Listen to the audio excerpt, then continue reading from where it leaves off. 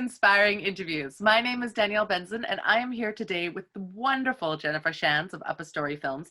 And she is here today to share some really unique tips from her perspective as a videographer on how we can make professional looking video from home. Because I know a lot of us are making video at home, DIY video at the moment, and the budget's not so great. So she's going to share some of her tips. Thanks so much for being here, Jen. No problem. Thank you so much for that intro. That was great. Oh, well, you know, I could talk for hours about how wonderful Jen is because she is my videographer and I work with her a lot. But, you know, that's not what this interview is about, so I won't. But she's amazing. Just know that. And I want to talk first. I mean, some people are doing video. Some people are wanting to do video. Some people are wondering if they should do video. Why is making video important right now, Jen? I mean, video is really important kind of at any time, especially if you're an entrepreneur or you're a business person, you want to get your brand out there. Being able to put yourself out there in front of your audience and in front of your potential buyers so they can get to know you and get to like you, hopefully, and trust you and want to do business with you through video before they even actually meet you. It's kind of like having your own personal avatar salesperson out there talking directly to your clients. And right now with this pandemic going on, I mean, video is particularly important just because everyone is jumping on, and I think that's going to really continue into the future. Now that we're really getting more into Zoom and more into video conferencing, I don't see it going away. So the more people get ingrained and used to this kind of interaction, I think the more professional you're going to probably want to look. And also knowing how to use the medium when you're interacting with your potential clients, potential buyers. Well, yeah, I mean, Zoom has really taken off. I wish I'd bought stocks. But I mean, that's a really good point. Like, everyone is on video now, like everyone is online. And so that makes it even more important to kind of differentiate yourself. Like, everyone's online. A lot of people are doing it in a very casual way, which is awesome. But you want to, as a, like, if people like you and me, the solopreneurs among us, we want to make sure that we still look like we really know what we're doing, even if we are in our living rooms. And so that becomes very important to differentiate ourselves from, you know, Jane and Jack, who are just video conferencing for work. We want to be kind of top notch. Yes, exactly. So I know your story because we've worked together and we're friends, but just very briefly, if you don't mind sharing what got you into film, because I think it's such a beautiful story and it really shows what you're like to work with and a little bit about, you know, what your business is about. No problem. Well, I've been in film really my entire life. It started, you know, with the films that I watched as a kid, and one in particular really stuck out for me called The Last Unicorn. And I love this movie. Like, I watched it repeatedly. And then when I was in university going through the film program there, I found out that they were doing a live action version of this, or reboot of this, with the entire original cast they were trying to get together. So I lost it and was like, I have to be on this movie. And I ended up digging up the email address of the director producer and emailed him repeatedly, incessantly, relentlessly, until he finally got back to me and said, no, that's great. You're obviously very keen to work on this project. However, you're in Canada and I'm in the UK, and it's a little bit too much of a commute. But, you know, look me up if you're ever in town, which I'm sure was meant to be a very kind brush off. But my response was to buy a plane ticket. So 9 months later, I landed, and he was he met with me and actually brought me into his production company to help him out with whatever he was working on at the time, which unfortunately wasn't so much this project. The Last Unicorn never got remade. But the experience that I got just going over there, he took me to the Cannes Film Festival. I got the accreditation through there. He got me into the film industry in London, in the independent film industry there, working as an assistant editor. Was amazing. And then when I came back home, I had some opportunities to travel. I worked in Ghana at a television station there doing documentaries and narratives. I was in Thailand doing a documentary there, and just some of the experiences I've had since have been fantastic. But overall, one thing I kind of kept finding myself coming back to was entrepreneurs and small businesses. It's such a grind creating your own business, it's so difficult to get it off the ground, to try and make money, to try and, just pay yourself enough to keep going. And a lot of those stories, I mean, it really lends itself to video. It really lends itself to the passion that people put into their businesses to keep going. And I wanted to be able to help entrepreneurs tell their stories. So that's how I ended up here in UpperStory Films. Oh, lucky for us.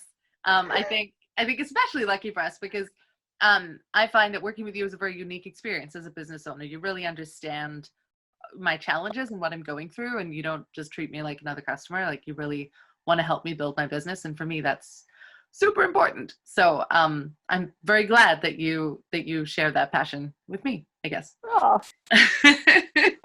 Thank you very much. And something I love about you is that you're super supportive of business owners doing things on their own. Like, you're not ever going to that was the thing that I loved when I was consulting with you at the beginning. I didn't really have the budget to film something with a professional videographer, but I wanted to make video and I didn't really know how to do that. And you sat down with me and you talked me through what I could do on my own and what I needed a professional for. And that clarity really helped me get started, because I was like, oh, this is what I can do on my own and build something up. And then these are the things I need a professional for. And so, and I think also, like, one of the struggles, and I had this, and I see my clients have it all the time, is that we tend to think professional is about how we act, So I see a lot of people trying to do a professional video by standing very still in a suit and sounding as boring as all heck. And that's not, we try and imbue our videos with professionalism through the way that we act, but that's really not how video works. It's not the way that you act that makes a video professional. What we want in video is we want that personal element, that emotional element. We want to be crazy and weird and vibrant and wonderful, but the video itself has to look professional. And so for those of us who are doing it on our own, do you have some tips for how we can do that in a way that we can just let loose and be ourselves, but the video comes across as very professional? Yes. I mean, first and foremost, when you're making a video, any video, whoever is making this video, content is your most important thing.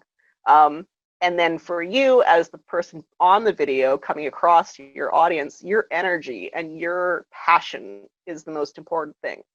And, acting like that, old dude from like the videos you might have watched in high school in math class or something, standing up with a tie and a chalkboard is not what you want to emulate. The more passionate, the more energetic, the more excited that you are about whatever it is you're talking about, the more excited your audience is going to be. And film and video, it's an emotional medium. So your emotion coming through is what's going to drive your viewers' emotion, and that's what's going to keep them hooked as well. So your content and your delivery is the main thing. And the professional aspect, if you're trying to make it professional, is some of the technical aspects need to be a certain standard. So your sound needs to be clear. And first and foremost, when you're talking technical stuff, people will stop watching a video if they can't understand what's going on, or it's a struggle to hear what's going on or understand, just because our ears are tuned so that we know when something's off or we can't hear it properly. And it's frustrating to try and listen to something that you can't quite, that's hard to hear. And that's so interesting. I remember learning that and thinking, wow, that's so weird, because I think of video as being a visual medium, but actually sound is more important than the picture.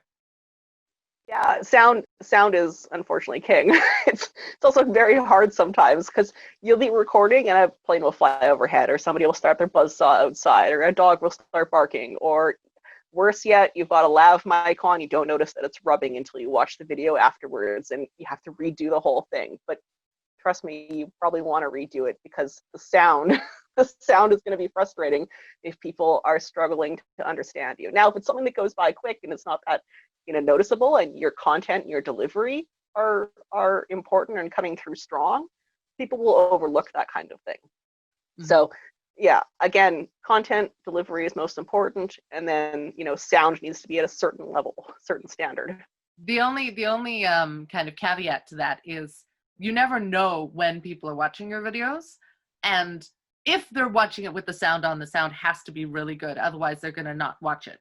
But if they're watching it with the sound off, you have to have closed captions, because a lot of people do watch video without the sound these days, which I find just absolutely hilarious. So you either have to have really good sound or you need closed caption. You need both, really, because you don't know how your audience is going to consume your video.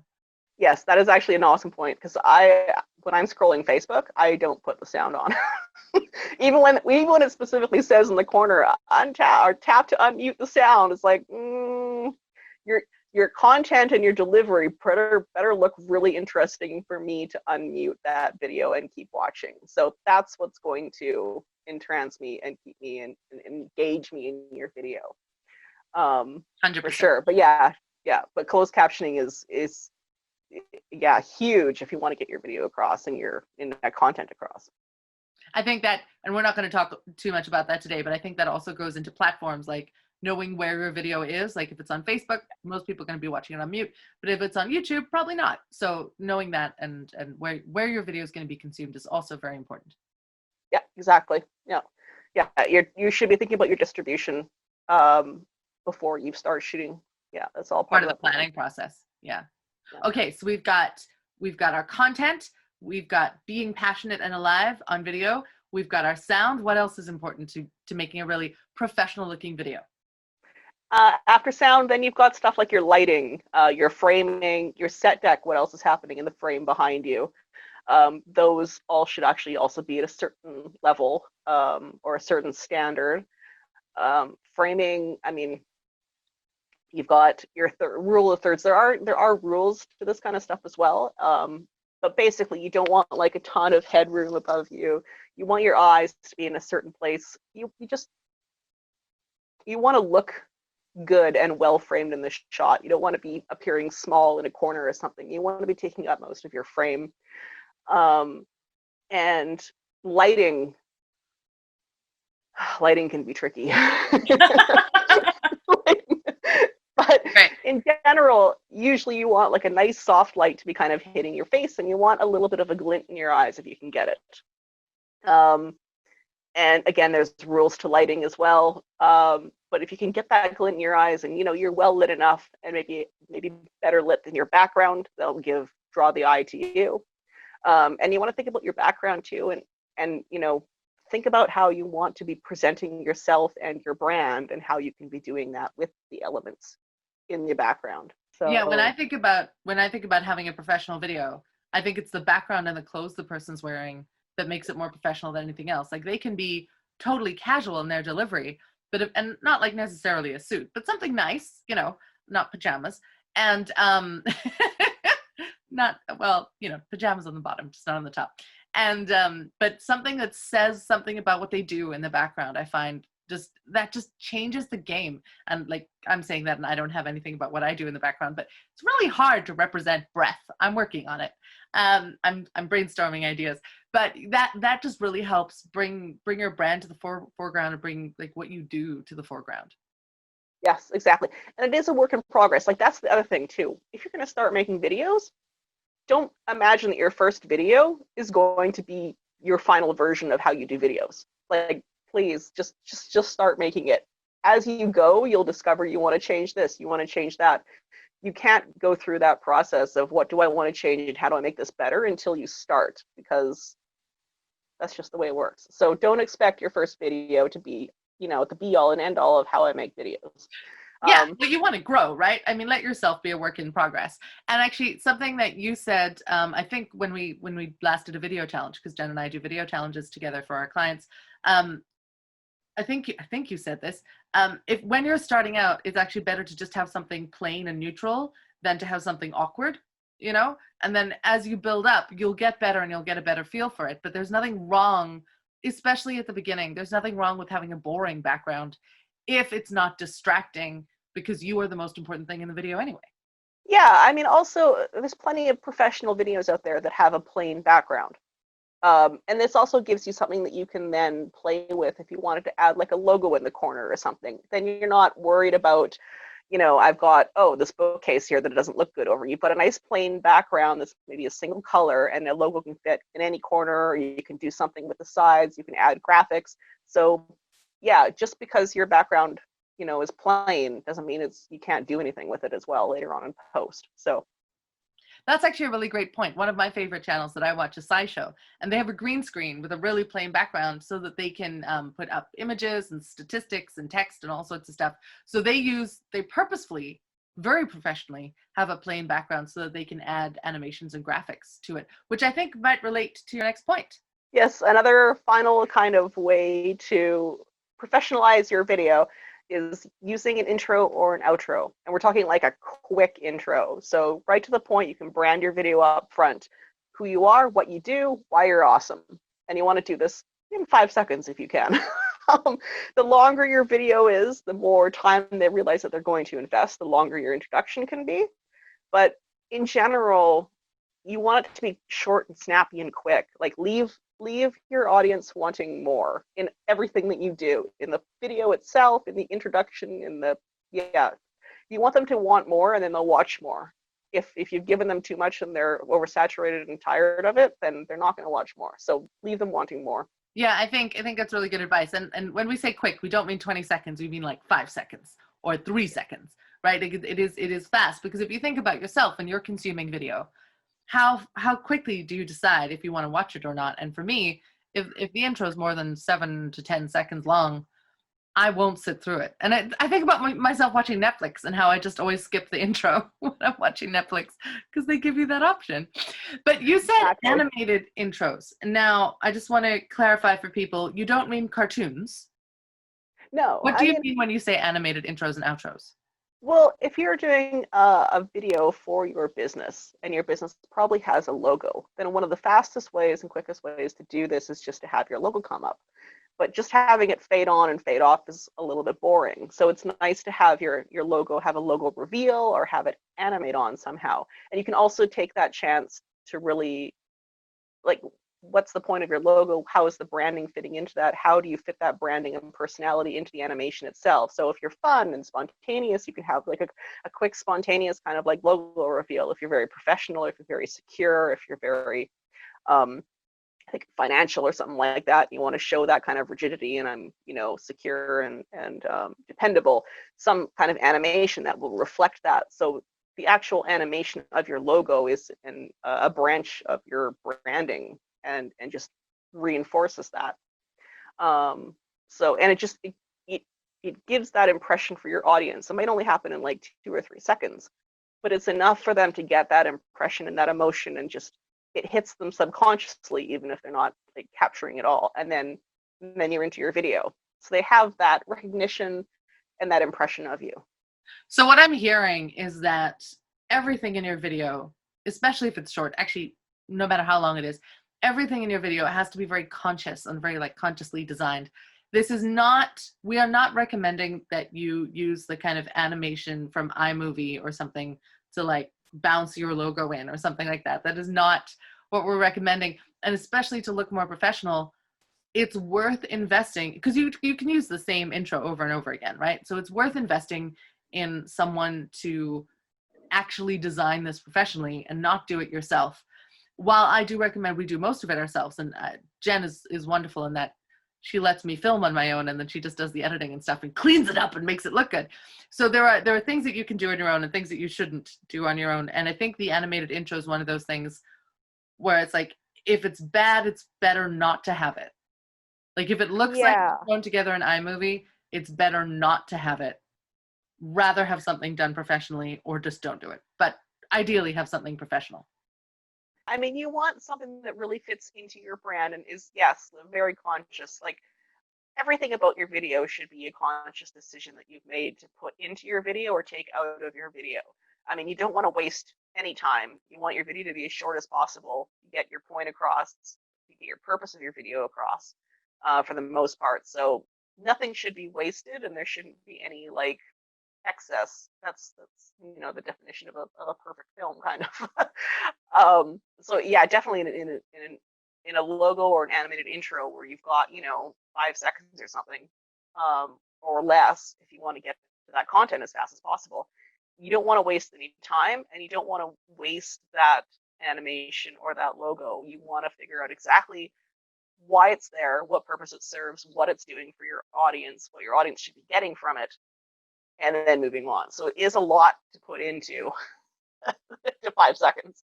But you can use it over and over again, right? Like Oh yeah, for you sure. spend 2 weeks getting 5 seconds right, and then you use it for 3 years.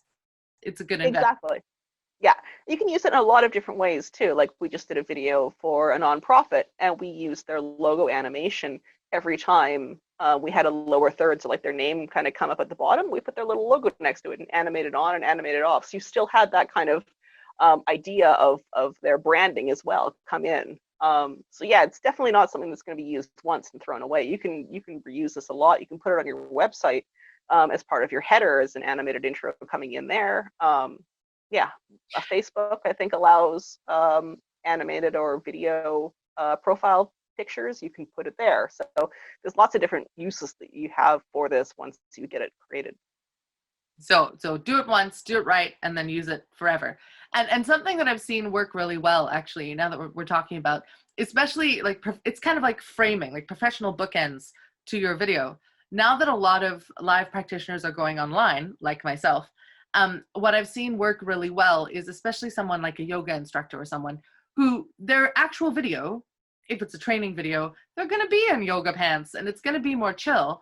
But to have a professional intro and outro, especially if that's also coupled with maybe an introduction to the exercise where you're looking more professional and doing a direct address, and then cutting to the main video, which is more informal, you're in yoga pants, whatever, it just like creating that bookend elevates the professionalism and the quality of the video so much. If it was just me and my computer in my yoga studio and like turning it on, you can see me turning it on going, hi guys, I'm going to do this, and then doing the thing and then going back, that has a very amateur feel. But if I have that intro and that outro, I can be doing exactly the same demo, but that intro and outro makes just the world of difference. So I've as a consumer, I've really noticed this as well, how great it can be. Yeah, this happens in feature films too. In the first 10 seconds, really, you're creating the world of the film. And whatever those rules are that you create is what the audience is going to flow along with. So if it's suddenly like a nice, professional looking animated intro, that levels it up to a certain level or a certain standard. If it's somebody, coming across in a direct address, they're well lit, they're well dressed, they're professional looking, you're expecting something from that. If it then cuts into something that's a little bit, more relaxed, as long as it fits with the context and the purpose of your video, we're going to still have that impression of, oh, this is a high standard professional video, and it's going to flow along with you into the rest of that video. So it's setting up your audience for an expectation and then just making sure that you're delivering it through your content, through your delivery, because again, those are your two most important aspects. It's like the packaging, really. It's like the packaging of your video. If you package it really well, people will have that impression of the entire product, even if you are filming at home in your basement. Exactly. So we can do an animated logo. Is there anything else that you would recommend? Just like 3 ideas, maybe. I want to do an intro and my logo is really boring and I don't want to use my logo because it doesn't really show what I do. And I know that my intro is supposed to show the feel of my brand and I'm like really fun and funky. What other kind of things could I possibly use other than a logo if my logo is boring? I mean, if you're trying to come across as fun and exciting and it fits in with your video, then clips of you out there doing crazy, wild, fun, pranking comes to mind. If you're like some, 20 something or whatever, and it's that kind of a video, then you have like a quick series of pranks if it fits. If you're a mountain climber and you're really active and outdoors, then some quick shots of you outdoors doing some daredevil kind of stuff. And it can be a little bit over the top because you've got 5 seconds or maybe up to 10 seconds depending on how long your video is to get this across. So a little bit over the top and a little bit extra can be okay. But it's just figuring out, what are you trying to put across to your audience? What do you want them to get about you? What's the most important part of your personality or of your brand? Or again, if you're a business owner and you're trying to get them to trust you and like you and know you, what aspects of you do you want them to know that will make them like you and trust you? How do you put that out there quickly? Clips of you doing something in that context. So really to show what you're about. So it could be little pieces of video. It could just be stills, like it could be photographs. that Yeah, you for sure. do together. How would you feel like, what is your, if I don't have photographs and I don't have a good logo, what would your take be on just a really quick direct address to the camera that's always the same, like, hi, I'm Danielle and we're here for blah blah blah? Like, how would you, like, that counts as, and it's not an animated intro, but it's still an intro, right?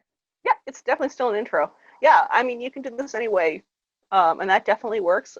Especially then, you want to think about your setting. Like if you're going to have this Right. 5, 10 seconds or whatever, you want to make sure it counts. So a longer video, maybe you'll let things slide a little bit. But if you've got an introduction, you're using it to like up the standard of your video to a professional level, then you really want to be thinking about, how do I look? What am I wearing? What's my background? What is every element of this frame saying to the audience? And how am I using it? And am I using it the best way that I possibly can? So Yeah. again, be very conscious about what you're doing and how it's coming across and what the purpose is. But yeah, for sure. A quick intro. This is me. This is what I do. Let's get into it. Like, I like yeah. that. I like that idea. That's Yeah. pretty cool. And I think that also speaks to, we were talking before the interview about, when you're making a cake or something and you look up a recipe and then the first 2 pages is this person's personal story with the recipe and all you want to know is how many eggs and how much sugar.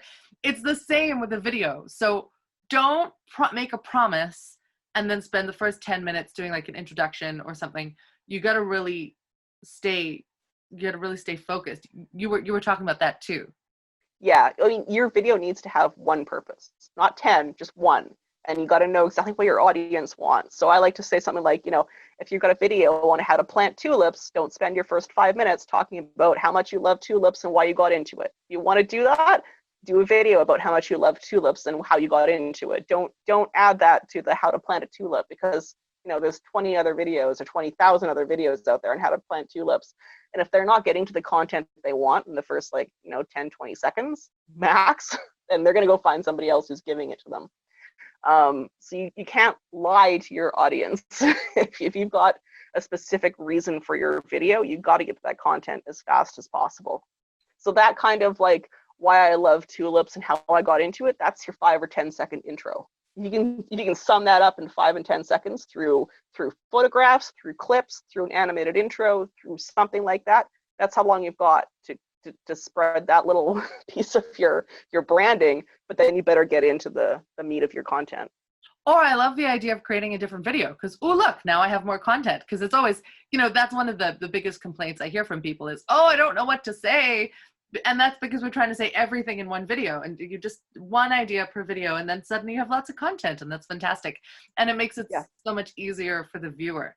And I think this is why it's so important to have someone to help you plan, because this is so strategic, and also because these things are going to be around for a while. I mean, ideally, you're building up a library of videos, so you want them to stick around. So you want them to be, obviously you're a work in progress, but you want them to be the best that they can be, and having someone help you create them consciously is really important. So Jen, can you talk a little bit about what it's like to work with you, what the process is like?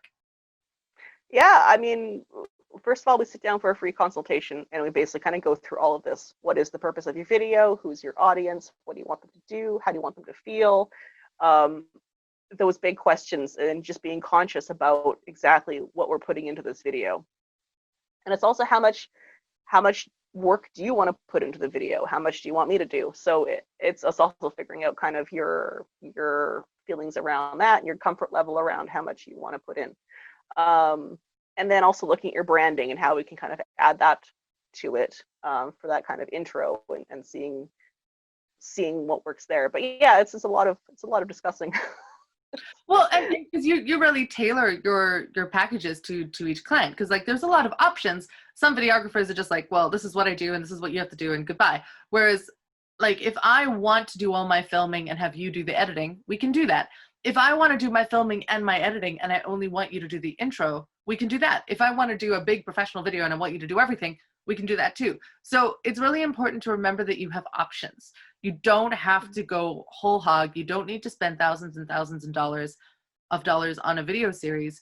You can do it on a budget because you want this to be sustainable, especially if you're creating content, you're doing content marketing. You want to be able to continue to create. And so having a plan that makes that sustainable. Maybe you Maybe you send, videos for this type of editing, but not that type of editing. Maybe you only get the animated intro and then maybe some strategy advice, whatever works for you. That's extremely important, I think.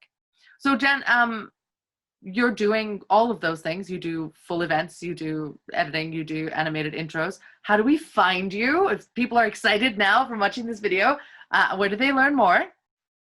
UpperStoryFilms.com, and the email address is engage@UpperStoryFilms.com.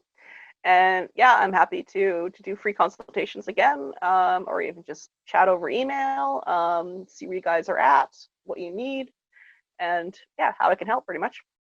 Wonderful. And do you have a final piece of advice as we wrap up? Like, what is the most important thing that people need to know about creating video, building trust, like looking professional? What's the most important thing? Delivering content for sure.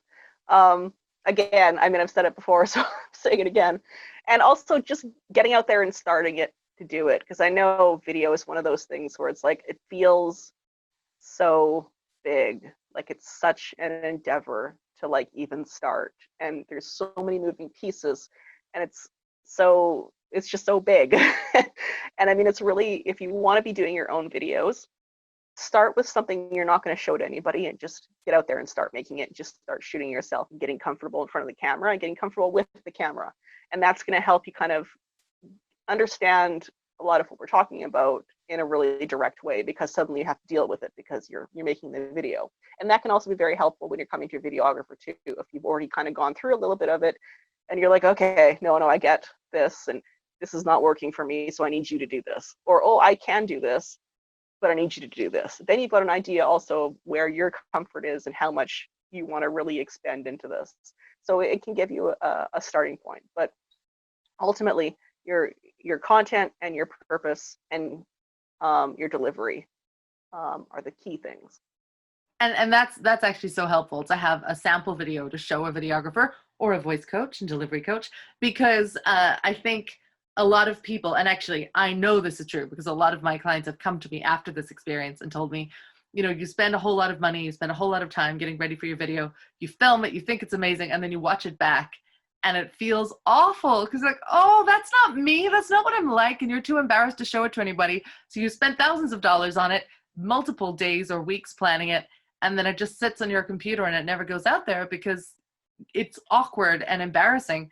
And I've heard Jen say to our clients, because we teach a course together, I've heard Jen say this so many times, the only thing she can't fix in editing software is your passion.